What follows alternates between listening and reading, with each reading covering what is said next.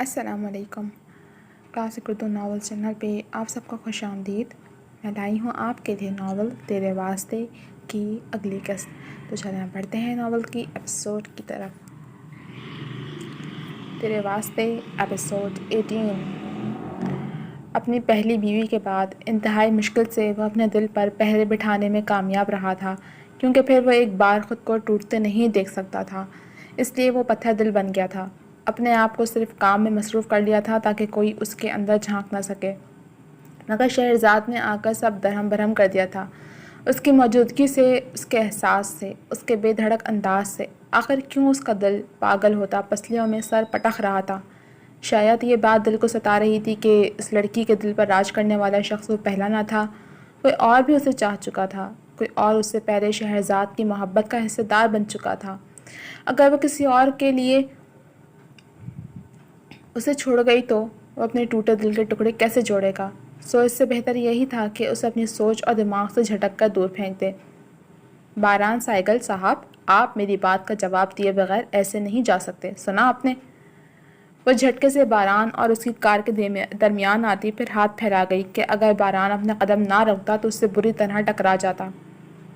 مس شہرزاد اور ضدی عورت، میرا دماغ مت خراب کرو، ہٹو سامنے سے، پہلے ہی بہت بے عزتی کروا چکی ہو تم میری ماں سے، اب کچھ باقی رہ گیا ہے؟ مت بھولو ہماری ڈیل، تمہیں مجھ سے سوال کرنے کا کوئی حق نہیں۔ باران سائیکل دانت پیستے کرخت لہجے میں بولا، انداز صاف چڑان چھڑانے والا تھا، دل کا بھید افشاں ہونے سے ڈرتا تھا وہ، اس کی جانب دیکھنے سے مکمل طور پر اجتناب برت رہا تھا وہ۔ کیوں مانوں میں تمہاری بات؟ تمہاری وجہ سے میری کتنی سبکی ہوئی، ولیمے کے دن کیا بھول گئے تم؟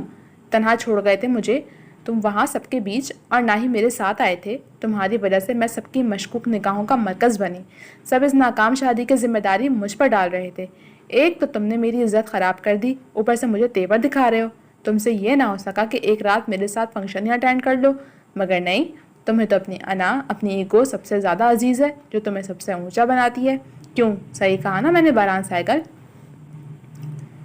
شہرزاد کو غصے میں احساس ہی نہ ہوا کہ اس کی آواز کس قدر بلند ہو چکی ہے، اس نے یہ تک نہ سوچا کہ اگر شمیم بیگم اس کی آواز سن کر باہر آ گئیں تو وہ ان کو کیا جواب دے گی۔ باران نے اس کی تیز آواز پر اطراف میں نظر دوڑائی، پھر شہرزاد کا بازو پکڑتے اسے جھٹکے سے اپنے قریب کر کیا بکواس کر رہی ہو؟ محترمہ مت بھولو کہ تم میری عزت ہو، میں نے تمہاری عزت کیسے خراب کی ہے بتانا پسند کرو گی ذرا؟ شہرزاد کو گاڑی سے پن کرتے باران سائیکل غرایا، مجھے تنہا چھوڑ کر، بتا تو چکی ہوں میں، اب اپنے رشتے کی وضاحت دیتی پھروں گی کیا میں سب کو؟ خود ہی تو فیک کپل کی اداکاری کرنے کا کہا تھا، اور اپنے کہے سے مکر گئے باران صاحب، سنا تھا مرد کی ایک زبان ہوتی ہے پر آپ کی تو… وہ غراتے ہوئے اپنی بات ادھوری چھوڑ گئی۔ یہ حقیقت تھی کہ جب ان کی ڈیل شروع ہوئی تھی تو اسے صرف اپنے اور اس کے درمیان رشتے کے ساتھ باران کی عزت کی بھی فکر تھی، لیکن جب اس نے اس کے ایکس منگیتر کے سامنے اسے ڈیفینڈ کیا تو وہ اس کی فکر میں گھلی جا رہی تھی کہ شاید وہ ہی اس سے روڈ بات کر جاتی ہے، جبکہ وہ تو کتنا نائس پرسن ہے، لیکن اس شخص نے سب کے سامنے سے اچھا خاصا ذلیل کیا تھا، نہ ہی وہ اسے تنہا چھوڑتا، نہ ہی لوگ اس پر تازیانے کستے۔ لوگوں نے تو یہ تک کہہ دیا تھا کہ شاید گہرے عیب ہیں اس میں جو شوہر منہ لگانا پسند نہیں کر رہا، اور عرشیہ نے تو یہ تک شاید میری طرح تم بھی راحیل کی طرح رات گزار چکی ہو، تبھی تمہارا شوہر تمہیں اترن سمجھتا ہے، اس لیے تو تمہارے ساتھ نہ آنا اور نہ جانا پسند کیا، کیوں ڈارلنگ؟ عرشیہ کی طنزیہ انداز میں کی گئی یہ بات اسے برچھی کی طرح جسم نہیں بلکہ روح پر لگی تھی، جس کا اندیکھا لہو ابھی تک رس رہا تھا۔ کل شام سے وہ یہ بات بھلا نہ پا رہی تھی، اس کی باتیں سنتے پھر باران کے لیے ہمدردی ایک طرح سے غائب ہو گئی تھی، اپنی بات اور اپنی عزت پر کی جانے والی باتیں سنتے اسے اب باران سے چڑ ہونے لگی تھی۔ واو، واٹ اے جوک، کیا کہنے آپ کے بیگم صاحبہ؟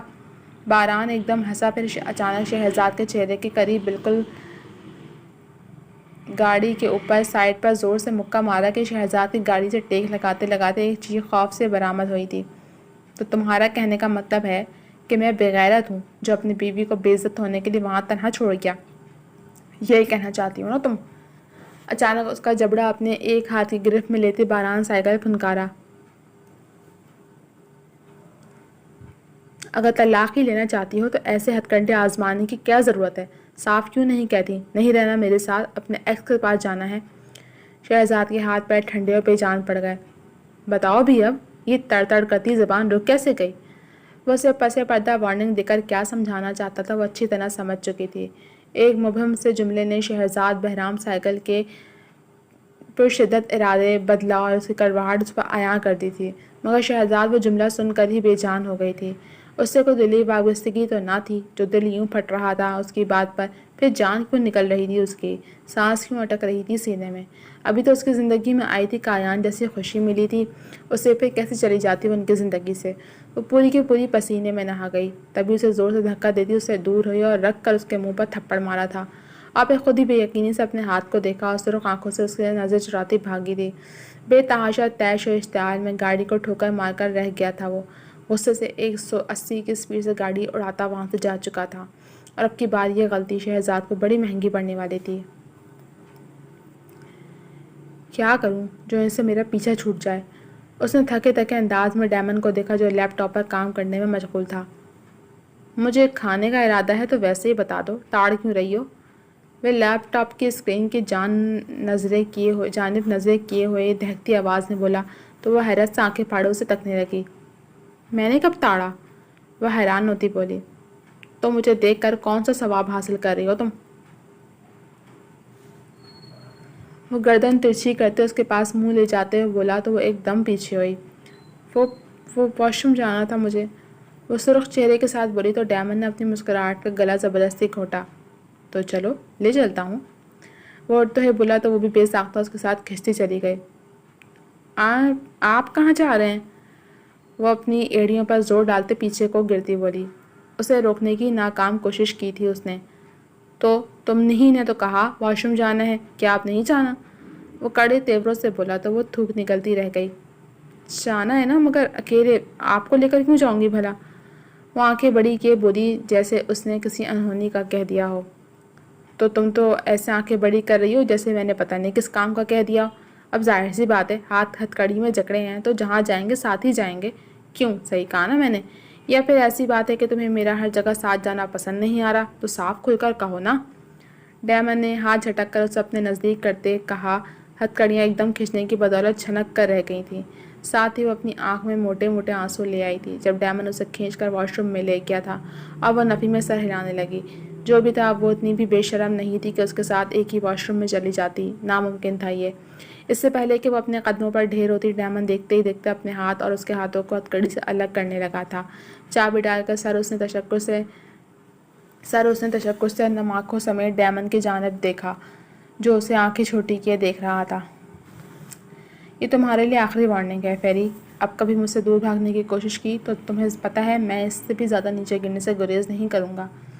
وہ اسے گردن کے پیچھے سے دبوچ کر اپنے نزدیک کرتا، اس کے ماتھے پر اپنے سلگتے ہوئے لبوں سے آخری مہر لگاتے وہاں سے نکلتا چلا گیا۔ پیچھے اس نے اپنے بچ جانے پر شکر ادا کیا تھا۔ جب وہ فریش ہو کر نکلی، وہ بیڈ پر نیم دراز سا اسے گہری نظروں سے تک رہا تھا۔ نگاہوں سے نگاہوں کا تصادم ہوا تھا کہ خواہ شرمندہ ہو کر رہ گئی۔ وہاں کیوں کھڑی ہو؟ آؤ بھی، وہ ایک ہاتھ واہ کر کے بولا۔ شرم و حیا کی سرخی نے چہرہ گلال کیا تو پلکوں کی جھالر گلابی آرزوں پر سایہ فگن ہو گئی۔ ڈیمن اس کے یوں گھبرا کر پلکیں جھکانے پر گہرا مسکرایا، مگر اسے ابھی تک وہیں کھڑا دیکھ اس کے ماتھے پر بل پڑے۔ اس نے کمرے کی مین لائٹ آف کر کے سائڈ لیمپ جلایا اور اپنی جگہ سے اٹھا تو وہ تیر کی تیزی سے ڈریسنگ روم میں گھس گئی، بہانہ کر کے کہ اسے کپڑے بدلنے ہیں۔ ڈیمن دانت پیس کر رہ گیا اپنی ٹڈی کی تیزی پر، مگر کچھ سوچ کر لبوں پر شاطرانہ مسکراہٹ مچلی تھی۔ کافی دیر بعد جب اسے باہر خاموشی کا احساس ہوا تو اپنے دل کو تھپکتی ڈریسنگ روم کا دروازہ کھول گئی۔ نیم اندھیرے میں بیڈ پر کمفرٹر تلے وہ لیٹا نظر آیا تو وہ دبے قدموں باہر آئی۔ کہاں چلی بیوی؟ اپنے شوہر سے دور کون بھاگتا ہے بھلا؟ وہ ایک دم اسے کمر سے جھٹکے سے دبوچتا اسے کان میں خطرناک لہجے میں سرگوشی کرتے بولا۔ وہ اس اچانک ہوئے حملے سے 2 فٹ اوپر اچھی، ایک چیخ حلق سے برآمد ہوئی۔ وہ اچھل کر زمین پر سدھا ریز ہوتی اگر اسے ڈیمن نے نام نہ رکھا ہوتا۔ اس کی پتلی ہوئی حالت کو دیکھ کر ڈیمن کا دل کیا ایک زوردار قہقہ لگایا اور آنن فانن اسے کھینچ کر اپنے بازوؤں میں سنبھال کر اپنے آگے کیا تو وہ اس کے چہرے پر جلاتی مسکراہٹ دیکھ کر تلملائی۔ تبھی کچھ نہ سمجھتے غصے سے اس کے سینے پر مکے برسائے۔ پھر ایک دم احساس ہوا کہ کیا کر بیٹھی ہے تو ڈر کر اسے دیکھا۔ بہت برے ہیں آپ، بھوت کہیں کے، ایسے کوئی کسی کو ڈراتا ہے جیسے آپ نے مجھے ڈرایا؟ اگر میں مر جاتی تو؟ پھولے سانس کے ساتھ وہ موٹے موٹے آنسو ٹپ ٹپ بہاتی بولی۔ وہ اسے بازو میں بھرے بیڈ تک لایا۔ ارے میری ٹڈی، اتنا غصہ؟ اور اس غصے کا کیا جو تم مجھے دلاتی ہو؟ وہ اس کا ناک دباتا بولا۔ وہ تو میرا حق ہے۔ بے دھیانی میں اچانک اس کی زبان سے پھسلا تھا اور یہ لگا تھا جھٹکا اب کی بار ڈیمن کو، وہ بھی شدید والا۔ اپنی بات بولتے اس نے زبان دانتوں تلے دبائی۔ کیا بولا تم نے؟ ڈیمن نے اسے بیڈ پر لٹایا اور خود بھی اس کے قریب نیم دراز ہوتے چاروں طرف سے گھیرتے بولا۔ ڈارلنگ جلدی سے بولو، ورنہ تم تو جانتی ہو میں اور میرے طریقے دونوں ہی جان لیوا ہیں۔ اپنے طریقے سے اگلوانے پر آ گیا تو برداشت نہیں کر پاؤ گی۔ ڈیمن نے انتہائی معنی خیزی سے اس کی کان میں سرگوشی کی تو وہ گھبرا کر اس کی مخالف سمت کروٹ بدل گئی۔ اس کے کبوتر کی طرح آنکھیں ڈر کر بند کر لینے پر ڈیمن گہرا مسکرایا۔ وہ میں کہہ رہی تھی کہ آپ کو مجھے یوں نہیں ڈرانا چاہیے تھا۔ پتہ ہے کتنا ڈر گئی تھی میں، کچھ بھی ہو سکتا تھا مجھے، میں سمجھی کوئی بھوت ہے، لیکن یہ بھی کہ آپ بھوت سے کم بھی نہیں۔ شروع میں اونچی آواز سے کہتی، آخر میں بڑبڑاتے ہوئے بولی جو ڈیمن کے باریک کان بخوبی سن چکے تھے۔ میں بھوت ہوں سیریسلی؟ وہ ایک آنکھ نچا کر بولا۔ میں نے ایسا کب بولا؟ وہ منہ بسور کر بولتی اپنے کہے سے صاف مکر گئی۔ ہاں، جبکہ مجھے لگتا ہے میں نے یہی سنا، تم نے بھوت کہا مجھے، تو صحیح کہا، کیونکہ میں بھوت کی طرح ہی تم پر سایہ کرنے والا ہوں اور ہمیشہ کے لیے تمہیں اپنی دسترس میں لینے والا ہوں۔ اس نے شریر لہجے میں دانتوں تلے لب دباتے کہا اور اپنی شہادت کی انگلی اس کی بیوٹی بون پر پھیرتے اس کی سانس حلق میں اٹکائی۔ اس کی انگلی کی سرسراہٹ اور اس کے لہجے سے ہو اندر تک گڑبڑائی۔ آپ وہاں منہ کر کے سو جائیں، مجھے پریشان مت کریں، آپ نہیں جانتے کتنی مشکل سے رکی ہوں میں یہاں، یہ سب سہنا میرے بس کی بات نہیں۔ ہون نے تکیے میں منہ دیتے ہوئے کہا۔ اچھا، ذرا بتانا پسند کرو گی کہ اب تک کیا کیا سہ چکی ہو؟ ایسا کیا کیا ہے میں نے جو تمہاری برداشت سے اوپر ہو، لیکن تم اپنے رویے سے مجھے ضرور اکسا رہی ہو کہ میں ایسا کچھ کروں۔ I am right? ڈیمن اس کے اوپر جھکا گہری سنجیدگی سے بولا۔ جی تو جناب، تقریر صرف اتنا ہی۔ کیسی لگی آپ کو یہ ایپیسوڈ؟ کمنٹ سیکشن میں اپنے رائے کا اظہار ضرور کیجیے گا۔ جب ملیں گے اگلے ایپیسوڈ کے ساتھ، تب تک اجازت دیجیے۔ جانے سے پہلے چینل کو سبسکرائب کر دیجیے، ویڈیو کو لائک کر دیجیے اور بیل آئیکن کو پریس کر دیجیے۔ اللہ حافظ۔